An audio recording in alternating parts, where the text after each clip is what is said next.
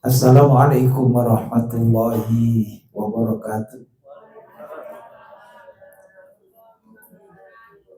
Alhamdulillah wassalatu wassalamu ala rasulillah wa ala alihi wa sahbihi wa man wala wa la hawla wa la quwwata illa billah. Puji syukur kita panjatkan kehadirat Allah. Sampai dengan detik ini kita masih diberi kesempatan oleh Allah Subhanahu wa taala menghirup udara segar dunia ini, yang artinya kita masih diberi kesempatan. Kata Ebit ini katanya butut ya, lagunya Ebit itu sebaiknya kita bersujud ya, masih diberi waktu ya, kita berarti masih diberi kesempatan untuk mengumpulkan bekal untuk kembali kepada Allah Subhanahu wa taala. Di dalam surat Al-Hasyr ayat 18 Allah mengingatkan kita, ya ayyuhalladzina amanu taqullaha wal tanzur nafsum ma qaddamat lighad. Wahai orang-orang yang beriman, insya Allah kita yang hadir semua ini orang beriman ya. Nah ini terkena ayat ini ya, khusus orang-orang yang beriman. Yang tidak beriman ya bisa karep-kareping ya.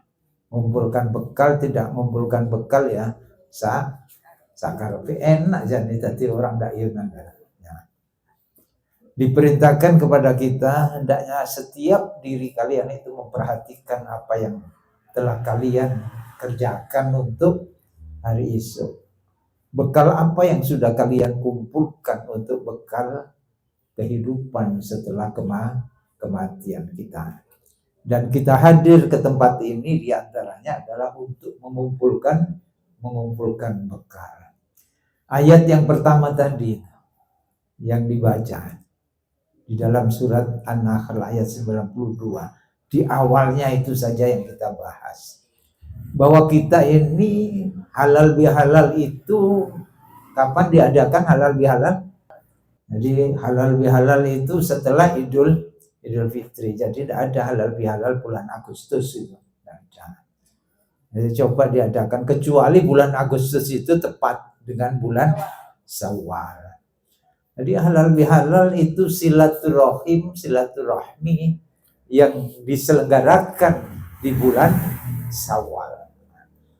Dan beda dengan silaturahim yang lain halal bihalal itu. Kalau halal bihalal silaturahim itu paling, kalau kita silaturahim itu kadang-kadang paling minum. Tapi kalau halal bihalal itu ada makannya. Mohon maaf ya, biasanya gitu. Halal bihalal itu adalah mengumpulkan yang berserakah. Kita ini kan dari mana-mana itu. Satu keluarga kalau mengadakan bihalal itu kan dari macam-macam tempatnya. Dari luar kota, dari luar Jawa, semuanya tuh blek di situ. Halal bihalal itu adalah menyambung yang putus. Mungkin di antara yang hadir itu ada sesuatu yang menyebabkan kemudian di dalam lingkungan keluarga kita tidak saling tegur sapa. Jadi putus hubungan atau lama tidak ketemu. Maka kemudian disambung melalui acara halal bihalal. Lalu kemudian mengurai yang kusut. Kadang-kadang interaksi sosial kita itu ada gangguan.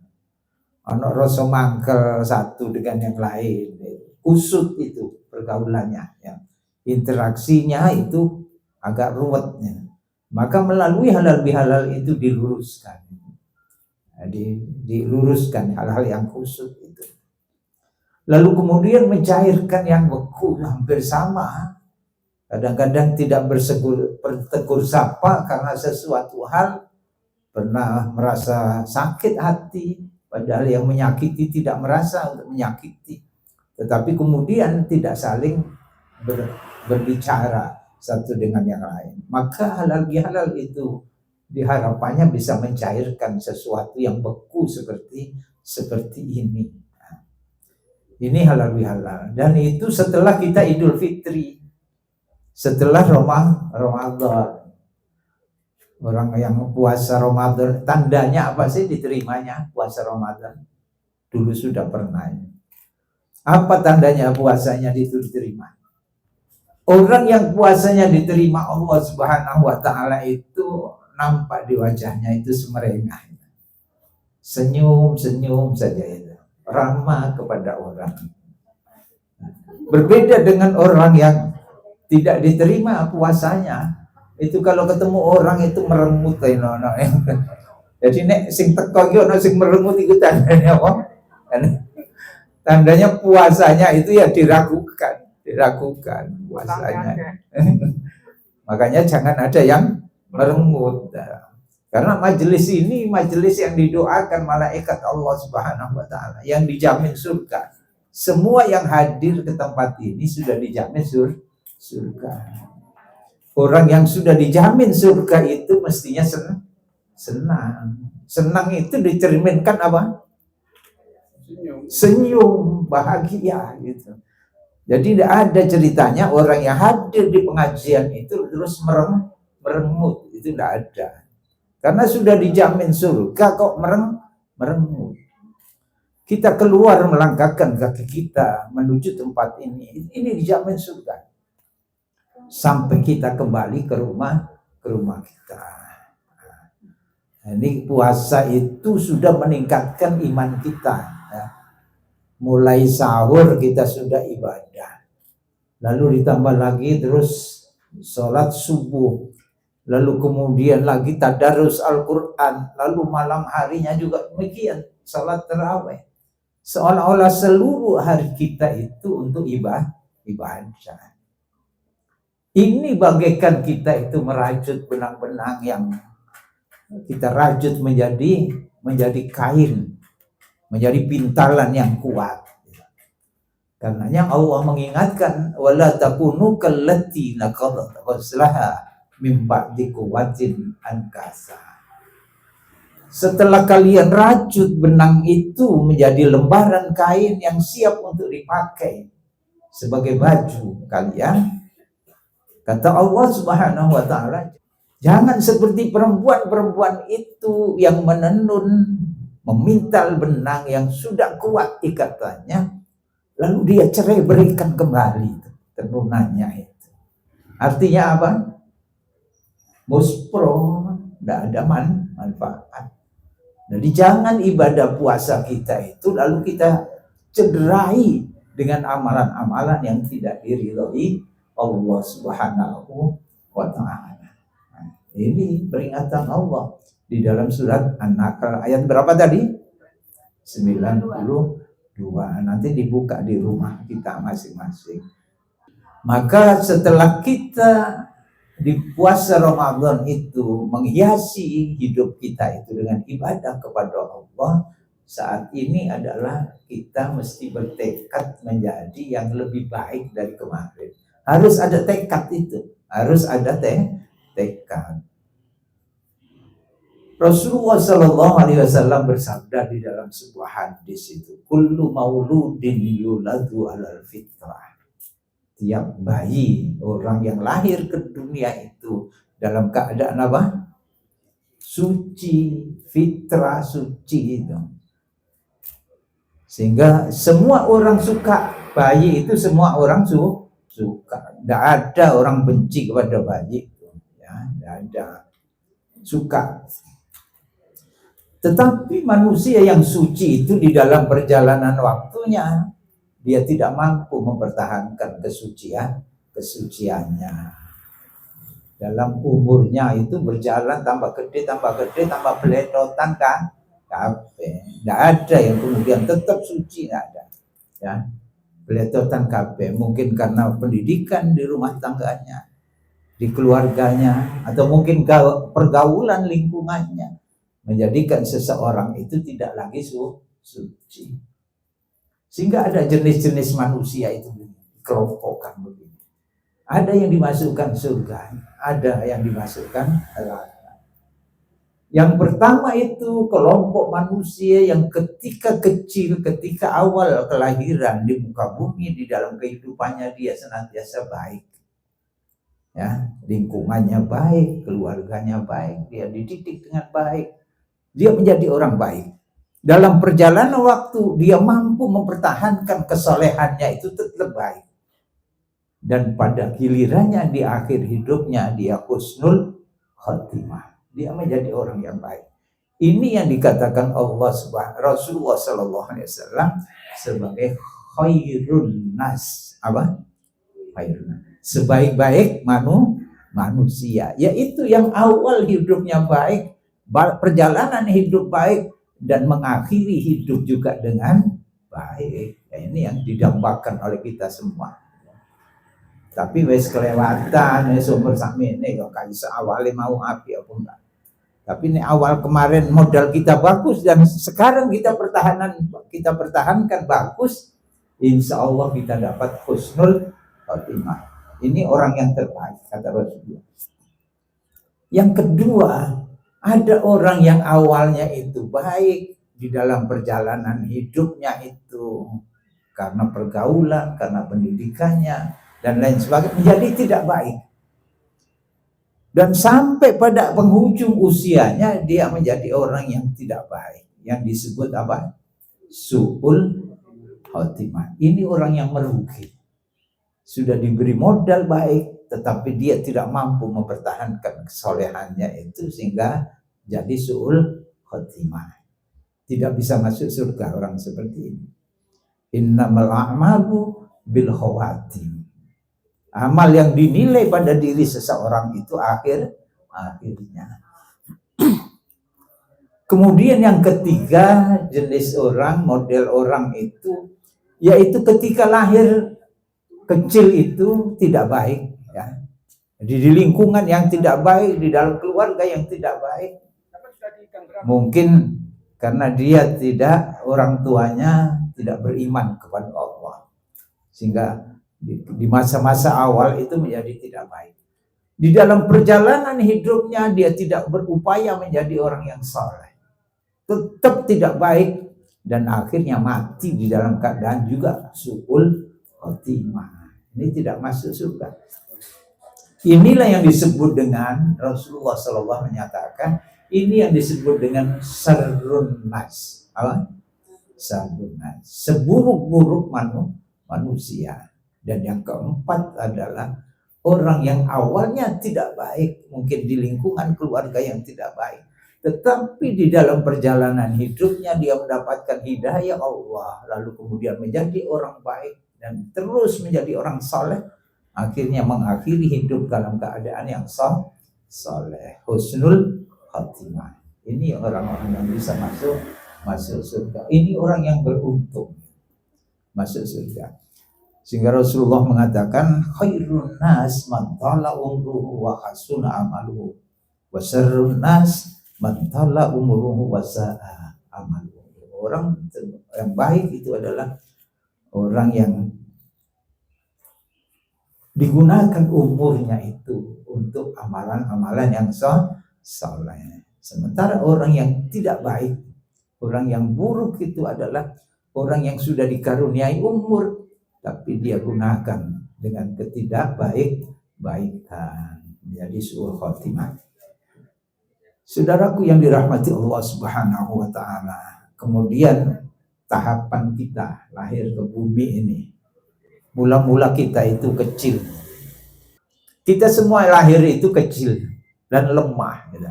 Inilah yang dikatakan Allah di dalam surat apa tadi yang dibaca? Surat apa?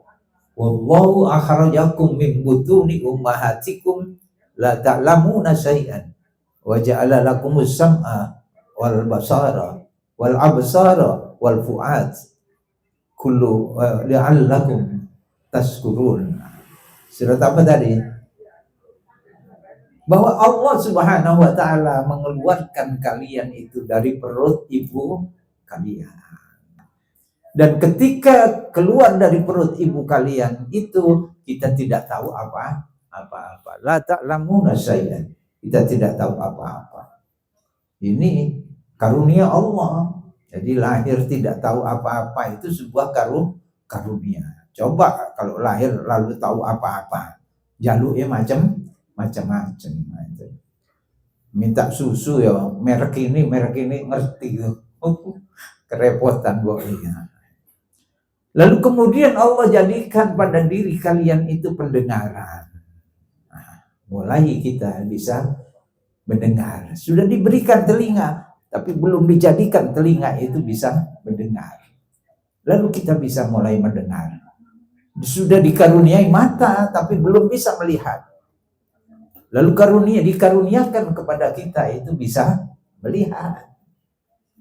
Karenanya ketika telinga itu sudah berfungsi bisa mendengar, mata sudah bisa melihat, baik mulai seongutang tak gitu kita gitu mulai digutang. Nah ini cucu yang sudah lahir disenangi semua orang, nah khususnya neneknya itu sudah mulai hutang. Ada kadang-kadang nek hutang itu lali bareng anak sapa iki kan. Wis ngerti lho anake putune dhewe wis ditakoni gitu. Anak sapa gitu.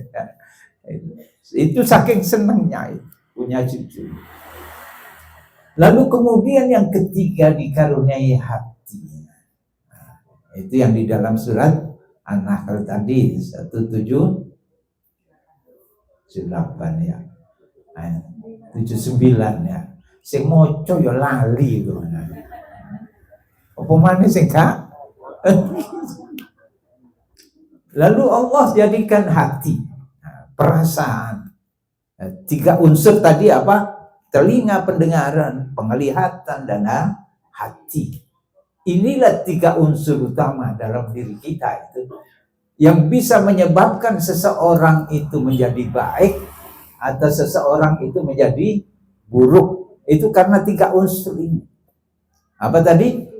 Pendengaran kita, penglihatan kita, dan hati. Karenanya Allah wanti-wanti la'allakum tashkurun, agar kalian bersyukur. Jadi mensyukuri 3 karunia Allah Subhanahu wa taala yang berupa pendengaran, penglihatan, dan hati. Artinya apa? Gunakan karunia itu sebagaimana Allah kehendaki. Artinya apa? Mengapa 3 unsur ini kemudian menentukan seseorang itu baik dan buruk? Nah, kalau kita gunakan telinga kita, pendengaran kita itu senantiasa mendengarkan yang buruk-buruk, pendina iku merusak, ngurungokno wong ngrasani, ngurungokno wong gosip, ngurungokno wong mitnah, tok. Pendina iku senengane ndelok gosip. Nek belanja nok walijo itu ya diterus-terusno iku. Wah, enak. Siap hari mendengarkan yang buruk-buruk. Mata juga begitu. Ngawasi orang itu mencari kesalahan itu. Yang dilihat senantiasa buruk, maka pendengaran yang buruk mendengarkan buruk, penglihatan yang melihat keburukan direkam oleh hatinya. Artinya apa? Kemudian hati itu menjadi cemar. Menjadi buruk, tercemar dengan yang buruk-buruk tadi. Kalau sudah hati itu tercemari, maka hati ini kemudian memerintahkan ke otak kita. Kongkon ngomong itu cangkeme itu. Siapa merintah? Otak kita. Suruh bergerak tangannya itu. Siapa yang merintah? Otak kita. Dari mana? Dari hati ini yang memerintahkan kepada otak kita. Kalau sumbernya buruk, maka lisan pun akan berkata buruk. Tangan pun ini akan bekerja dengan buruk. Nah itu. Ini disebabkan 3 unsur tadi. Kalau sebaliknya, kalau baik, maka dia akan bekerja, berbuat, berkata dengan baik. Karena 3 unsur ini amat penting yang menentukan diri seseorang baik atau buruk, maka dibuka di dalam surat Al-Isra tadi ayat berapa? Ayat berapa? 30. Mana lali mana sing maca ya.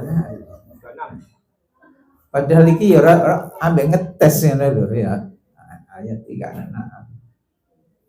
Inna sam'a wal basara wal fu'ad kullu ulaika kana anhu mas'ul. Betulnya ana sing ngapal dididik kan ada diterusno.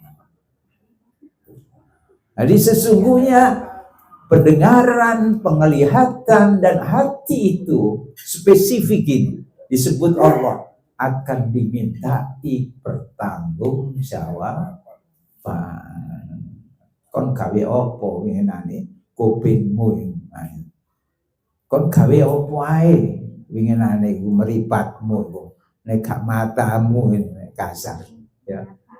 Ya. Kon gawe opo terusan hatimu. Ini karunia besar. Itu dipertanyakan spesifik. Memang semuanya akan dihisab di hadapan Allah. Tapi ada yang spesifik, yang khusus ditanyakan. Sebagaimana amalan ini semua ditanya. Tetapi yang pertama kali ditanya apa? Apa yang pertama kali ditanya? Durung ono sing pengalaman panjenengan. Ya. Yaitu tentang sholat, amalan ditanya semua, tapi yang spesifik ditanyakan pertama kali sholat. Awwalu ma yuhasabu bihil abdu yaumal qiyamah as-shalah. Yang pertama kali ditanyakan di yaumil qiyamah itu adalah sholat. Kalau sholatnya baik, baiklah semuanya. Itu tanda sholat baik, itu pasti orangnya baik. Kalau orangnya itu buruk, mesti sholatnya gak beres gitu. Nah, ini Rasulullah yang mengatakan. Di akhirat juga begitu nanti. Kalau sholatnya dihisap itu, api sholatnya. Nek sholat itu khusyuk ala iki. Kadang-kadang nek sholat itu mikir sambel, mikir iki, mikir iku. Sampai sholat gak khusyuk. Nah ini bahaya ya. Jadi sholat itu mesti khusyuk. Itu akan dihisab dengan hisab yang mudah. Liane itu mesti api lah. Beda dengan orang yang sholatnya buruk, habis lainnya itu jebret kabeh. Akan dihisab dengan berat. Ini yang ditanya pertama 3 unsur tadi itu yang menentukan. Tadi lalu kemudian ditambah lagi di dalam surat yang terakhir dibaca Mas Muri terjemahan tadi. Walaqad dzara'na li jahannam katsiran minal jinni wal ins dan seterusnya tadi. Nah, Al-A'raf ayat 179. Nah, ini baru. Oh, semua coba didengerin ya. Oh, sudah dikelompokkan ayatnya sama Cornelis itu. Ya, sudah di-share. Di grup itu sudah di-share itu ayatnya. Walaqad dzara'na li jahannam, dibaca. Buka mana ya? Kemarin mau ditutup. Peti masuk angin ya. Ayatnya. PR bagi yang lain ya.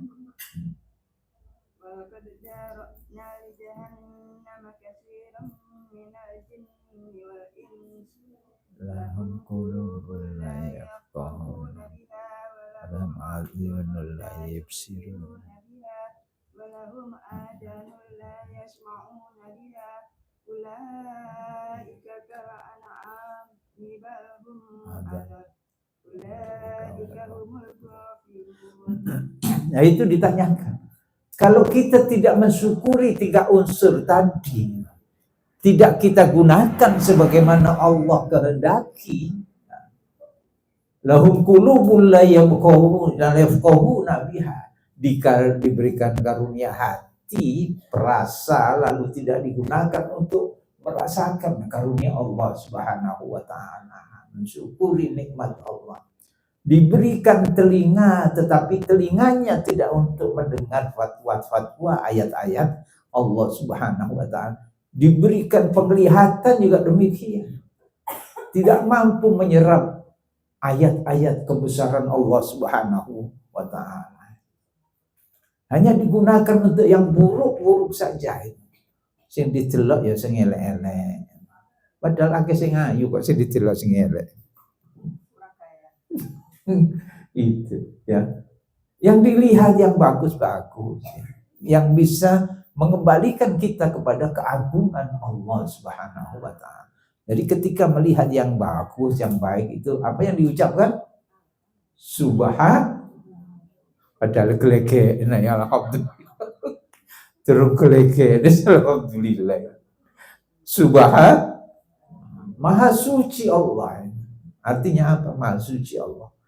Allah tidak sedikit pun ada kekurangan. Dia menciptakan karunia. Semua ciptaannya itu sempurna. Kalau kita tidak mampu menggunakan 3 unsur tadi itu, kata Allah di dalam pembukaan ayat tadi, walaqad dzara'na li jahannam katsiran minal jinni wal insi.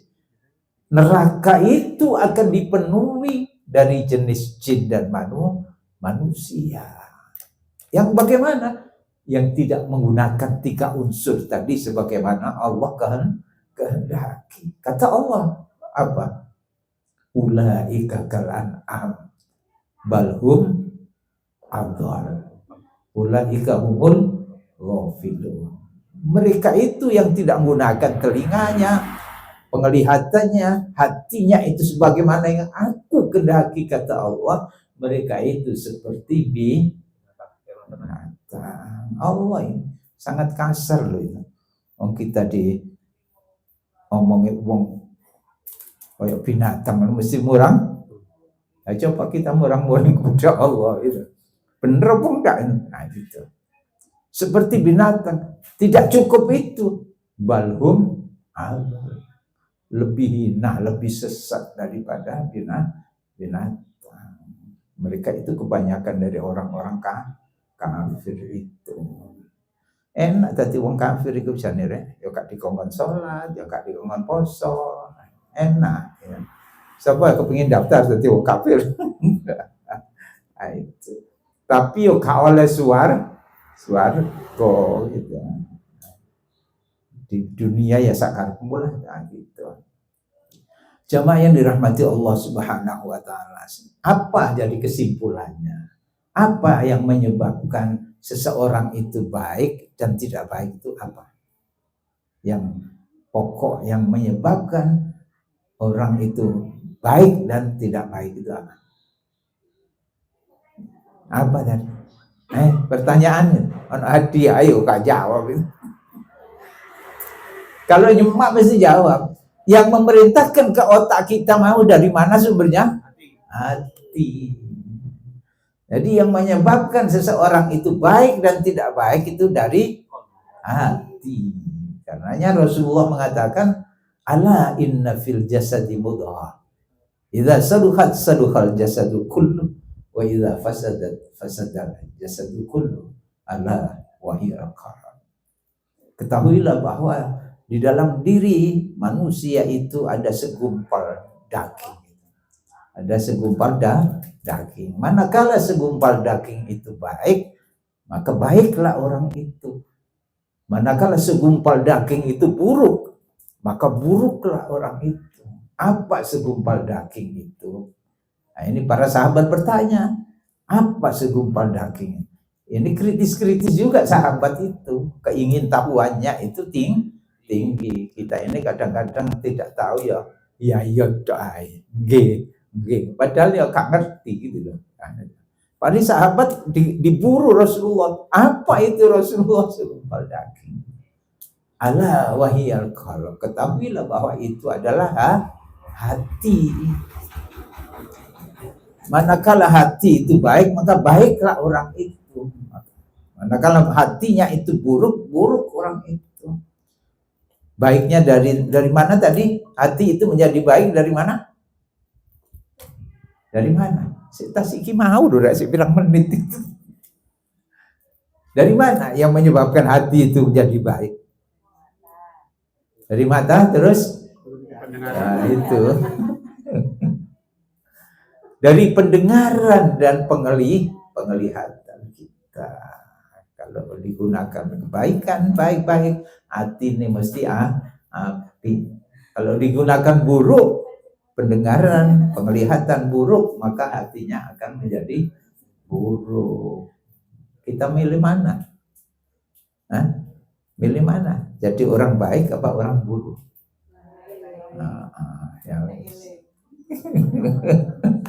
Ya, kalau kita ingin jadi baik, maka kita bertekad. Hari ini adalah tekad kita lebih baik daripada hari kemarin. Dengan modal apa? Idul Fitri, puasa kita di bulan Ramadan, ibadah di bulan Ramadan sebagai modal kita. Mudah-mudahan umur kita ke depan itu bisa menjadi baik. Amin. Allahumma amin. Sampun naik ana sing takon lah. Ana hadiah ini. Sing jawab kali kayak hadiah malahan. Ustaz tanya. Ya, Nih iso jawab, pinggune kan jawab, nek iso ya kata jawab. Kalau bisa jawab, yang nanya dikasih hijab, kalau tidak bisa jawab. Kena oleh sing jawab, oleh sing ditakoni ya kena nek iso. Ustaz, tadi disampaikan bahwa Nanti sing takon iku mempengaruhi hati.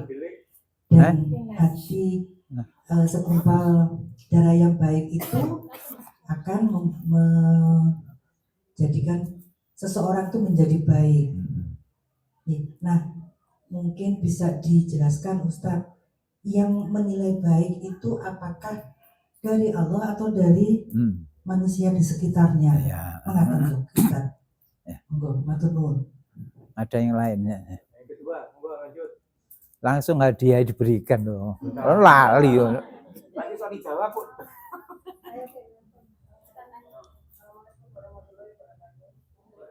Mik.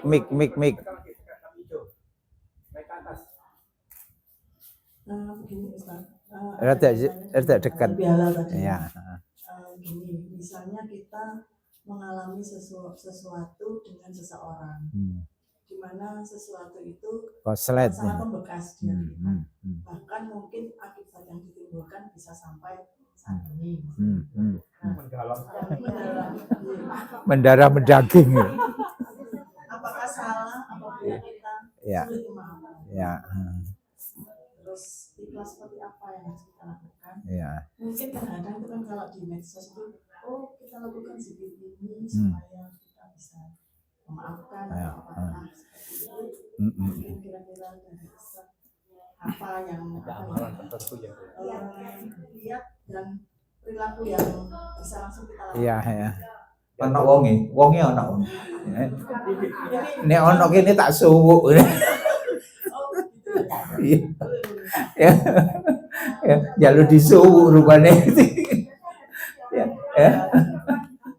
Ya. Iya.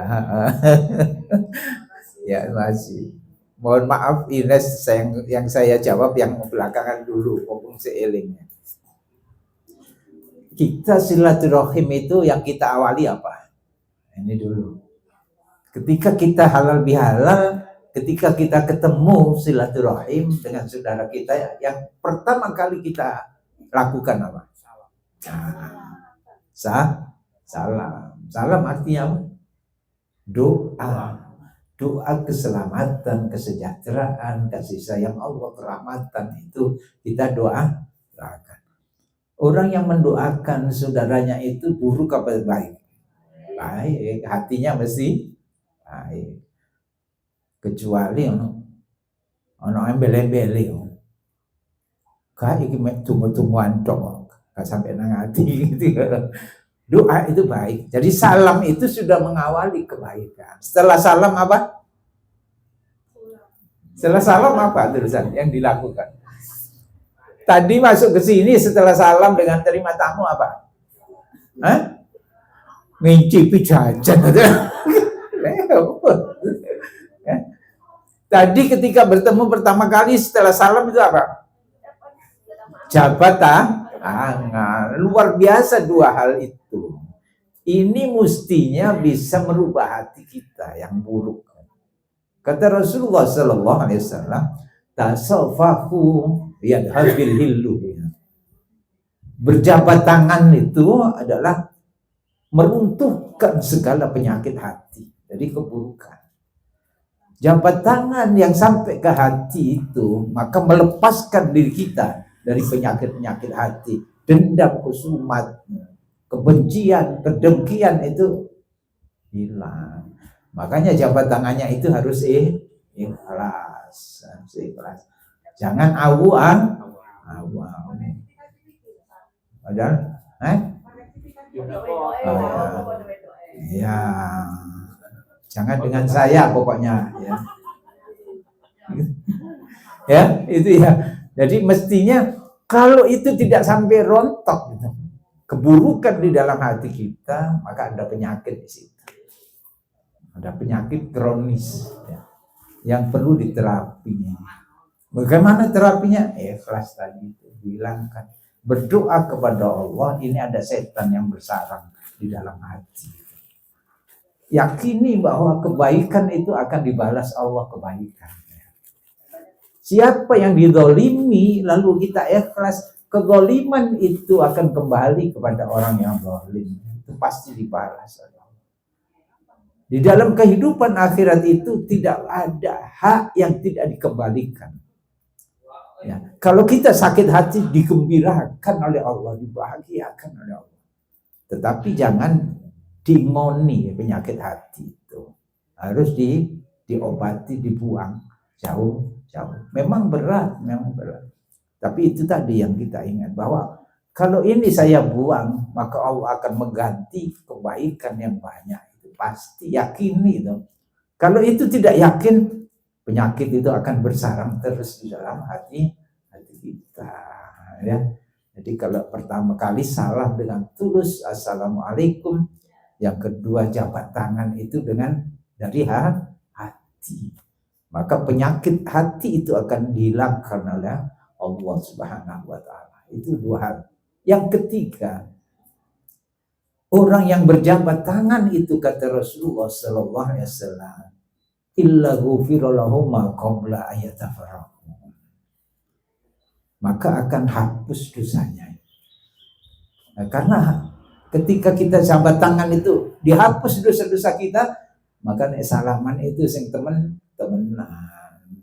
Ini aja Allah memperhatikan kita loh ya. Dosa kita diampuni Allah. Mau sakit kak temenan. Sebelum mereka berpisah, dosa-dosanya sudah diampuni Allah Subhanahu wa taala. Itu ya. Nek kurang nanti tak suruh.